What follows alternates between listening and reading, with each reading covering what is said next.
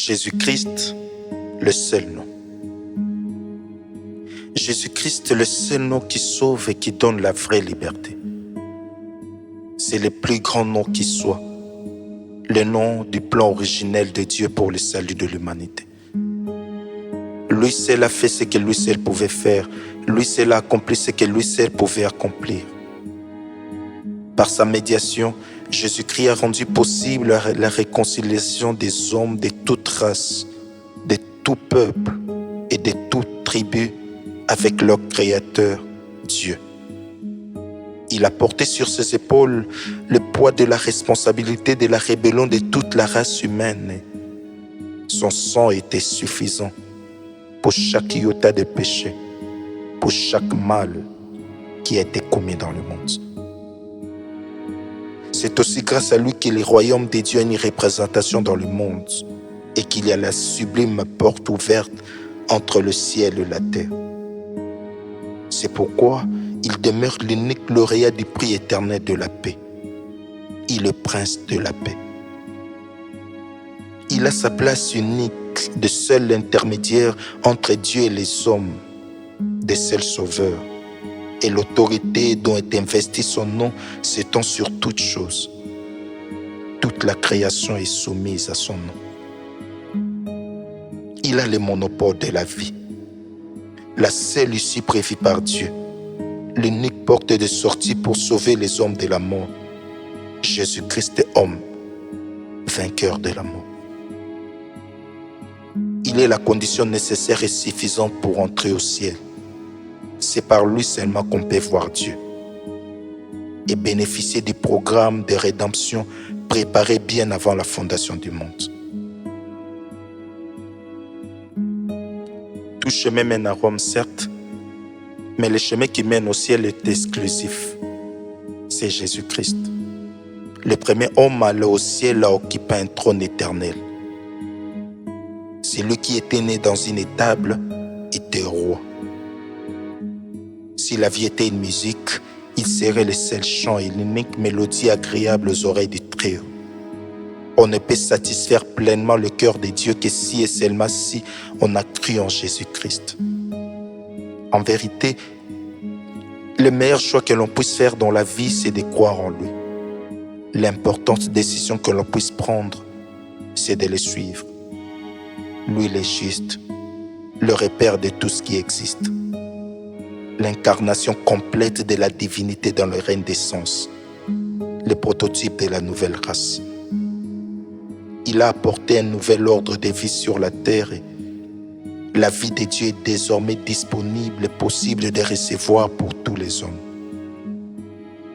L'ami le plus intime à avoir, l'être le plus cher qu'un cœur peut désirer, c'est lui qui seul réunit toutes les qualités qu'on peut souhaiter rencontrer chez une personne. Il est la perfection absolue, le modèle parfait en toutes choses.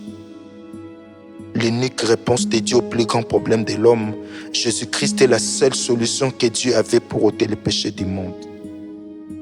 C'est lui le sauveur du monde.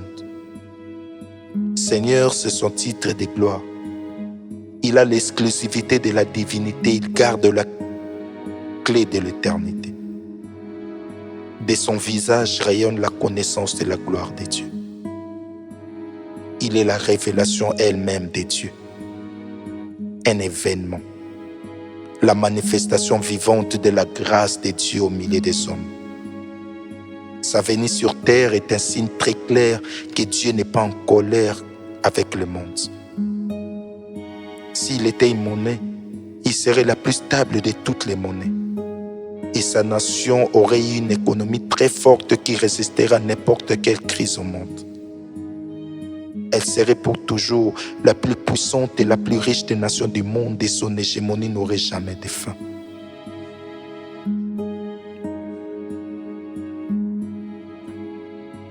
Voilà l'héritage le plus sûr à léguer aux générations futures. C'est lui le pilier des Écritures.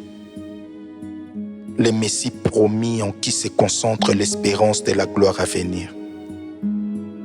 Il ne dépend pas de la conjoncture, il se définit par sa nature. Si en le trouvant lui, l'origine et le véritable noyau de la vie que l'homme se découvre réellement et se libère du conformisme ambiant du monde perfide. Un monde impie qui ne cesse d'aliéner l'être humain en les rendant davantage prisonniers de son égo et esclaves du Dieu de ce siècle mauvais.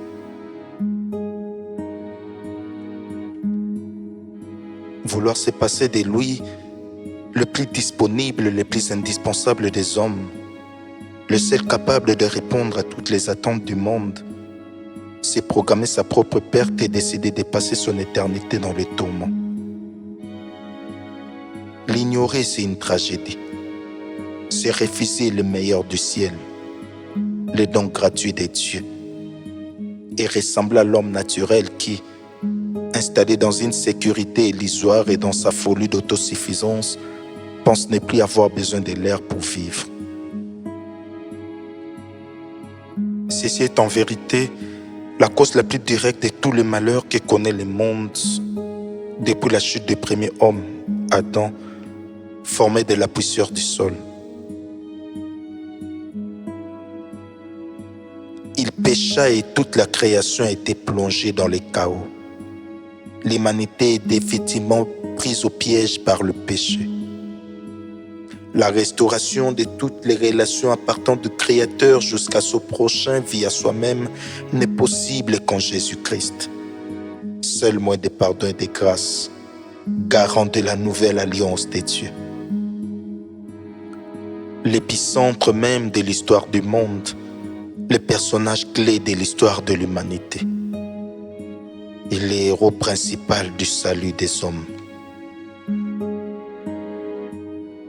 Le nom suprême qui a toute autorité. Tout se trouve en son nom. Jésus-Christ, le seul